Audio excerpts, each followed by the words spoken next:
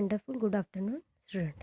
Today's topic lesson number 8 ऊर्जा शक्ति से जागर और इसके लेखक हैं डॉक्टर रघुनाथ माशेलकर। उनका जन्म 1943 में हुआ था और ये उनकी माता है। इनके बारे में ये लेसन में बताया गया है। भारताचे प्रख्यात शास्त्रज्ञ पद्मभूषण श्री रघुनाथ माशेलकर यांनी या पाठात त्यांच्या लहानपणीच्या काही हृदय आठवणी नोंदवल्या आहेत। वडील वारल्यानंतर त्यांच्या आईने कष्ट उपसून अत्यंत प्रतिकूल परिस्थितीत त्यांना शिक्षण घेण्यास प्रवृत्त केले। युनियन हायस्कूलमधल्या शिक्षकांनी त्यांच्यावर योग्य संस्कार केले। आई व शाळेतील शिक्षक यांचे हृदयस्पर्शी चित्रण या पाठातून प्रत्यास येते। अभी हम लोग लेसन देखेंगे। आंतरराष्ट्रीय ख्यातीचे ज्येष्ठ वैज्ञानिक, ग्लोबल रिसर्च अलायन्स अध्यक्ष, रॉयल सोसायटी इंडियन फेलो, वैज्ञानिक व औद्योगिक संशोधन संस्थेचे CSIR अध्यक्ष या नात्याने संस्थेच्या कार्याची व्याप्ती वाढवण्यात त्यांचे मोलाचे योगदान आहे। पद्मविभूषण या पुरस्काराने सन्मानित। त्यांची शोध नव्या भारताचा पंचशील, नव्या युगाचे timeless inspirator, Tilak in our times, reinventing India इत्यादी पुस्तके प्रकाशित आहे। भारतातील मूलभूत प्रश्न सोडवण्यासाठी बौद्धिक क्षमतेच्या आधारे ज्ञानाचे अर्थपूर्ण नियोजन करणारे डॉक्टर रघुनाथ माशेलकर आघाडीचे भारतीय शास्त्रज्ञ आहेत। प्रचंड कष्ट करण्याची वृत्ती, सकारात्मकता, शिस्त, संशोधक वृत्ती, नेतृत्व गुण व प्रखर देशनिष्ठा हे त्यांच्या व्यक्तिमत्त्वाचे विलोभनीय पैलू आहे। प्रस्तुत पाठात लेखकांनी त्यांच्या विद्यार्थी दशेतील आठवणी सांगितल्या आहेत। लहानपणीच्या पित्याचे छत्र हरपलेल्या माशेलकरांना त्यांच्या आईने अत्यंत प्रतिकूल परिस्थितीतून जिद्दीने शिक्षण घेण्यास कसे प्रवृत्त केले याचे वर्णन या पाठात केले आहे। शाळा आणि शिक्षक असा विषय निघाला की मला माझी मुंबईतील शाळा आणि शालेय जीवनातील शिक्षकांची आठवण येते। लेखक बोल रहे हैं, जैसे स्कूल और टीचर्स, ये किसी ने बोला और ये सब्जेक्ट निकल गया किसी के मुंह से, तो मुझे अपने स्कूल की और मुंबई में जो उनकी स्कूल थी और उनका जो शालेय जीवन था उसके बारे में याद आता है। गिरगावातील युनियन हायस्कूल आणि माझ्या शाळकरी वयात आपुलकीनं संस्कार करणारे Bhave sir, Joshi sir, Shirke sir या साऱ्यांचे माझ्यावर फार मोठे ऋण आहे। और जो उनके स्कूल में जो उनके सर थे उन्होंने वो बहुत अच्छे थे। ऋण यानी कर्ज। पण त्याच वेळी हेही सांगितले पाहिजे की या शाळेशी आणि या संस्कार देणाऱ्या शिक्षकांशी माझे जो संपर्क आला तो जिच्यामुळे आला ती माझी परमप्रिय आई आणि माझे मामा यांचे ऋण मी कसे व्यक्त करणार। और जो ये स्कूल है और जो उनके टीचर्स वगैरह थे वो उनको किसकी वजह से मिले, उनकी जो माता और जो उनके मामा थे उनकी वजह से मिले। आई हीच प्रत्येक मुलाची पहिली शिक्षक असते। माझ्या बाबतीत तर आई ही माझी केवळ शिक्षक नव्हती तर माझे सर्वस्व होती। हम सबकी जो माँ है वो हमारी पहले गुरु होती है क्योंकि वही हमको चलना बोलना वगैरह सिखाती है। और लेखक यहाँ वही बोल रहे हैं और वो बोल रहे हैं कि वो मेरी पहली शिक्षिका ही नहीं, मेरा सर्वस्व थी। सर्वस्व यानी संपूर्णता। आमचे मूळ गाव दक्षिण गोव्यातील माशेल। माझे बालपण तिथेच गेले। माझे मामाही याच गावातले। तिथल्या एका मैदानावर खेळल्याच्या आणि पिंपळ कट्ट्यावर बसून निवांतपणे अनुभवल्याच्या पुसटशा आठवणी माझ्या मनात अधूनमधून वाऱ्याच्या लहरीसारख्या येत असतात। और वहाँ की जो यादें थी वो उनको पुसट से यानी क्लियर इमेज नहीं ऐसे याद आ रहा था। माझ्या वयाच्या 6व्या वर्षी माझे वडील वारले आणि आम्हाला उदरनिर्वाहासाठी आमचे माशेल हे गाव सोडावे लागले। और उनके जो पिता थे वो जब लेखक 6 साल के थे तब उनके पिता मर गए और इसकी वजह से और उनको जो खाना पीना उदरनिर्वाह यानी पोटा पाण्याची व्यवस्था, इसकी वजह से उनको वो गांव छोड़ के दूसरी जगह जाना पड़ा. मी आणि माझी आई मुंबईत येऊन पोचलो. गिरगावातल्या खेतवाडीतील देशमुख गल्लीमध्ये मालती निवासातील पहिल्या माळ्यावर छोट्याशा खोल्यामध्ये आम्ही मायलेक राहत होतो. और वो कहाँ है? गिरगाव में खेतवाड़ी तिल देशमुख गली. गिरगांव में जो खेतवाड़ी थी वहाँ देशमुख जो गली थी वहाँ वो पहले मंजिल पे छोटी सी रूम में रहते थे. आर्थिक परिस्थिती पूर्णपणे खालावलेली, दारिद्र्याशी संघर्ष करणारी माझी अल्पशिक्षित आई आणि शिक्षणासाठी आसुसलेला पण कोणतीच फी भरणे शक्य नसल्याने शाळेत कसा जाऊ असे प्रश्नचिन्ह घेऊन वावरणारा मी. त्यावेळेचं वातावरण हे असं होतं. लेखक की जो माँ थी उनको लेखक को पढ़ाना था, लेकिन उनके पास उतना पैसा नहीं था. और लेखक को भी बहुत पढ़ना था, लेकिन वो भी सोच रहे थे कि हमारे पास कुछ भी नहीं है तो मैं स्कूल कैसे जाऊँगा. पण माझ्या आईने धीर सोडला नाही. लेकिन जो लेखक की माँ थी उन्होंने वो ट्राय करती रही.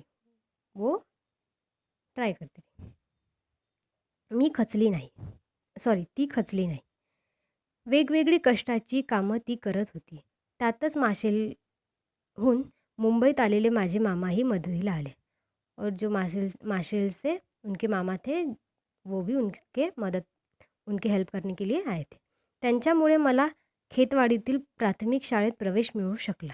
ही शाळा महापालिकेची होती. माझ्याप्रमाणेच शाळेची परिस्थिती बेताचीच होती. और जो महापालिका की जो स्कूल है वहाँ उनको प्रवेश मिल गया. लेकिन वो भी स्कूल कैसी थी, वहाँ उतनी सुविधा नहीं थी, क्योंकि वो स्कूल की हालत भी लेखक जैसी ही थी. पण इथले शिक्षक मात्र मनाने खूप श्रीमंत होते. लेकिन जो इधर वहाँ के जो टीचर थे वो श्रीमंत यानी एक होता है श्रीमंत यानी जो गरीब श्रीमंत होता है वो, और मनाने श्रीमंत यानी वो जितनी उनकी तरफ से जितनी बच्चों को हेल्प हो सकती थी वो करते थे. पायात चप्पलही घालायला नव्हती अशा परिस्थितीत माझी शाळा सुरू होती. वयाच्या 12व्या वर्षापर्यंत मला अनवाणीच राहावं लागलं. अनवाणी यानी पैर में उनके पहनने के लिए चप्पल नहीं थी. शालेय शिक्षण पूर्ण केल्यानंतर जेव्हा हायस्कूलमध्ये प्रवेश घेण्याची वेळ आली त्यावेळी तर आणखी एक मोठं संकट समोर आलं. त्यावेळीच हाईस्कूलची प्रवेश फी 21 रुपये होती. और उनको जब शालेय शिक्षण पूर्ण केल्यानंतर जेव्हा हाईस्कूल मतलब उनका स्कूल का एजुकेशन पूरा हो गया, अभी वो हाई स्कूल में जाने वाले थे, तो वहाँ उनको एडमिशन करने के लिए वो फी थी 21 रुपये. पण आमच्याजवळ एवढे पैसे कुठून येणार? प्रवेश फी भरणे शक्य नसल्यामुळे आता माझे शिक्षण थांबणार असे वाटू लागले. पण माझ्या आईने धीर सोडला नाही. और वो सोचने लगे अभी इतने सारे पैसे हमारे पास कैसे आएंगे, और इसकी वजह से मुझे अभी स्कूल छोड़नी पड़ेंगी. लेकिन उनकी माँ थी जो लेखक की, उन्होंने कुछ ना कुछ सोचा और बच्चे को आगे पढ़ाने के लिए कोशिश की. आजूबाजूच्या भिराड्यातील काही कामे करून 3 पैसे जमवण्यास सुरुवात केली. त्याचवेळी तिच्या परिचयातील एका माऊली मदतीला धावली आणि माझ्या प्रवेश फीची व्यवस्था झाली. पण तोपर्यंत गिरगावातील त्यावेळच्या नामांकित मधले प्रवेश बंद झाले. और उनकी माँ ने यहाँ वहाँ काम करके कैसे तो पैसे जमा किए, और जो उनकी एक पहचान की जो माऊली थी वो उनके हेल्प करने के लिए आई. लेकिन गिरगांव में जो भी स्कूल थे जो नामांकित यानी अच्छे वाले, वो उनके स्कूल के प्रवेश बंद हो गया था. अखेर युनियन हायस्कूलमध्ये मला प्रवेश मिळाला. मतलब लास्ट में जो लेखक थे उनको हाई स्कूल में प्रवेश मिल गया. आणि माध्यमिक शिक्षणाचा पुढील टप्पा सुरू झाला. अनेक अडीअडचणींमधून मी जमेल तेवढा अभ्यास करत होतोच. पण त्या छोट्याशा खोलीतील जागा अपुरी पडायची. अभ्यासाला पूरक वातावरण नव्हते. मात्र त्याही वातावरणात मी जिद्दीने अभ्यास करत राहिलो आणि परीक्षेत चांगलं यश मिळत गेलं. उनकी जो जो वहाँ जहाँ रहते थे वो रूम छोटी थी. तो उनको लेखक को पढ़ाई करने के लिए वो जगह अपूरी पड़ती थी. लेकिन फिर भी लेखक वहाँ जिद्दी ने पढ़ाई करते गए. जिद्द यानी हिम्मत से पढ़ाई करते गए और अच्छे नंबरों से परीक्षा में पास होते गए.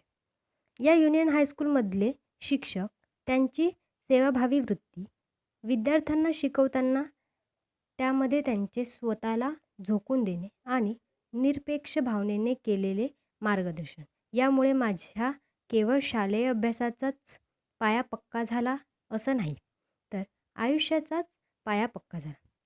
वहाँ के जो टीचर्स थे वो बच्चों को इतने अच्छे से पढ़ाते थे कि उन्होंने सिर्फ शालेय जीवन के बारे में ही उनको इन्फॉर्मेशन नहीं बताई. उन्होंने जो आगे जाने के बाद भी बच्चों को क्या क्या करना चाहिए वो भी उन्होंने शिक्षक ने बच्चों को बताया और सिखाया. शिक्षणाबद्दल एक आंतरिक ओढ वाटू लागली. आमच्या हाईस्कूलमध्ये दर शनिवारी चाचणी परीक्षा घेण्यात येत असे और इसकी वजह से क्या हुआ, जो लेखक थे उनको शिक्षण के बारे में और ज़्यादा प्रेम होने लगा और उनके हाईस्कूल में हर सॅटर्डे को चाचणी परीक्षा होती. चाचणी यानी युनिट टेस्ट.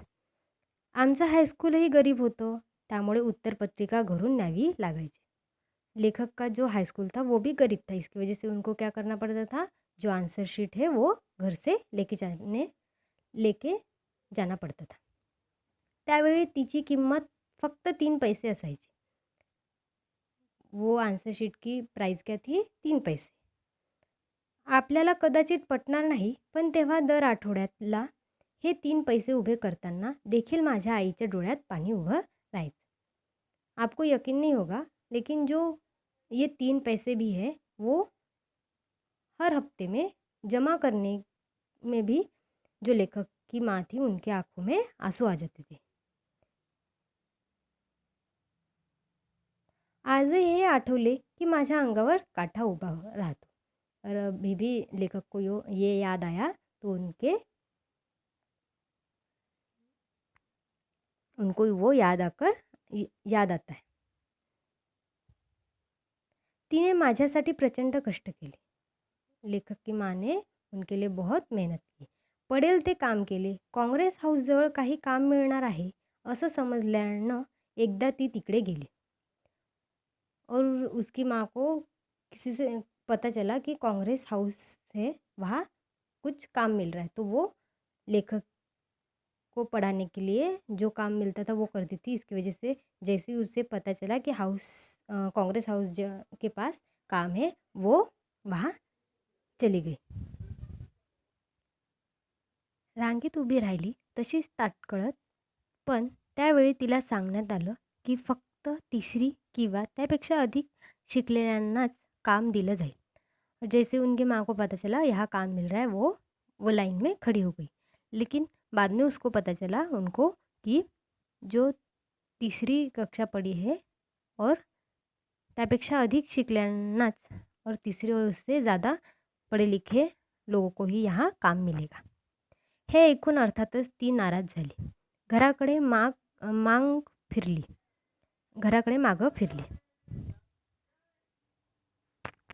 और ये सुनकर वो नाराज़ हो गई और घर की तरफ जाने लगी. त्याच वेळी तिनं ठरवलं की माझ्या मुलाला खूप शिकवेन, कारण शिक्षणाशिवाय या जगात मान नाही. और तभी उनकी माँ ने सोच लिया कि मैं मेरे बच्चों को बहुत पढ़ाऊँगी, क्योंकि एज्युकेशन के बिना कुछ नहीं हो सकता. तिने प्रत्यक्षात केलंही तसं. माझ्यासाठी तिनं घेतलेले कष्ट मी कोणत्या शब्दातून सांगू. कोरे पाटकोरे लिहून उरलेले कागद ती एकत्र जमवायची आणि त्याच्या वह्या करून द्यायची. मतलब जो भी बचे हुए ब्लैंक पेजेस रहते थे वो उसको जमा करती थी और उससे लेखक को कॉपी बना के देती थी. अखंड पेन्सिल मला मिळवणं अवघड होते, त्यामुळे जेमतेम हातात धरता येईल अशा पेन्सिलनेच लिहावे लगे। मतलब पूरी पेंसिल उनको मिलना इम्पॉसिबल था। इसकी वजह से इसलिए हाथ में जितनी आएंगी उतनी पेंसिल से वो लिखते थे। याच हाईस्कूलमध्ये मला भावे सर भेटले। ते आम्हाला भौतिकशास्त्र शिकवत और इसी स्कूल में उनको भावे सर मिले मिले थे और वो उनको भौतिकशास्त्र पढ़ाते थे। विज्ञानातील हा विषय शिकवताना त्यांनी केवळ शास्त्र शिकवलं नाही, तर त्या विषयाची गोडी लावली आणि त्याचबरोबर जीवनाचं फार मोठं तत्त्वज्ञान शिकवलं। और जो उनके सर थे भावे सर, उन्होंने सिर्फ विज्ञान ही नहीं पढ़ाया, तो विषय शास्त्र शिकवलं आणि वो सब्जेक्ट की उनको गोडी लगाने यानी उस वो सब्जेक्ट को लेके उनके मन में अ, हम लोग बोल सकते हैं उनको बताया की वो सब्जेक्ट कितना ईझी आहे और हम लोग वो कर सकते आणि त्याचबरोबर जीवनाचं फार मोठं तत्त्वज्ञान शिकवलं। एके दिवशी शाळेत त्यांनी एक प्रयोग करून दाखवला। भिंगाच्या साहाय्याने सूर्यकिरणाची शक्ती कागदावर एकत्र केल्यास कागद जळतो हे त्यांनी दाखवलं आणि माझ्याकडे बघून ते म्हणाले, "माशेलकर, तुमची ऊर्जाशक्ती एकत्र करा, काहीही जळता येईल, काहीही जाळता येईल." और जो उनके सर थे उन्होंने क्या किया, भिंग यानी दूरबीन से सूर्यकिरणाची शक्ती कागदावर एकत्र केली और उससे वो क्या हो गया, कागज जल गया। तो उन्होंने लेखक को बोला, माशेलकर, तुमची ऊर्जा शक्ति एकत्र करा, काहीही जाळता येईल। और लेखक को भी बोला कि तुम भी अपनी ऊर्जा शक्ति एकत्र करो, इससे कुछ भी हो सकता है। काहीही जाळता येईल मतलब अगर हमारे मन की तयारी है तो हम लोग कुछ भी कर सकते हैं। एकीकडे मला एकाग्रतेचा मंत्र मिळाला आणि दुसरीकडे विज्ञान समजलं। आयुष्याचं फार मोठं तत्त्वज्ञान मला भावे सरांच्या या शिकवणुकीतून गवसलं। त्यांना मी कसा विसरू शकेन?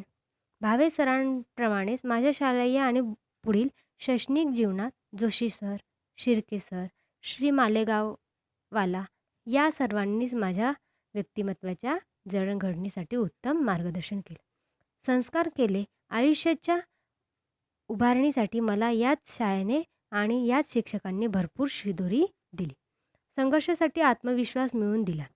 और कुछ भी काम करने के लिए उनके मन में आत्मविश्वास कैसे अपन हम हमारे मन में आत्मविश्वास कैसे निर्माण कर सकते, ये उन्होंने उनके जो भी सर थे उन्होंने उनको सिखाया।